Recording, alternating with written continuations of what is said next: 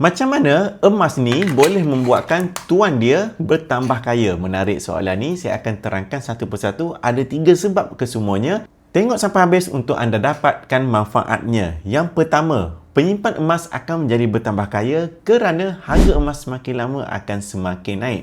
Sebab apa? Kalau kita tengok, harga emas pada hari ini lebih mahal pada tahun lepas. Dan kalau anda nak tahu, harga emas pada tahun hadapan confirm akan lebih mahal daripada harga emas pada hari ini. Sebab yang kedua, kerana simpanan kita tidak mudah bocor. Apabila kita simpan emas seperti item 5 dinar dalam tangan saya ini, ataupun item 1 dinar seperti dalam tangan saya ini, nombor dan angka pada duit kertas telah pun hilang. Yang ada hanyalah gram-gram emas sahaja. Jadi, apabila nombor telah pun hilang, kita akan secara automatik akan hilang nafsu berbelanja. Akibatnya, simpanan kita akan bertambah banyak. Tuhan telah pun mengurniakan naluri kepada manusia ini, yang mana apabila dia ada emas, dia akan suka tengok apabila emas itu bertambah. Simpan sikit, lama-lama makin banyak. Simpan banyak, lama-lama lagi banyak. Sebab itulah orang yang simpan emas biasanya dia tak ada satu sahaja gram emas. Itulah satu-satunya gram emas dia dalam akaun dia, dalam hidup dia. Tak, mereka akan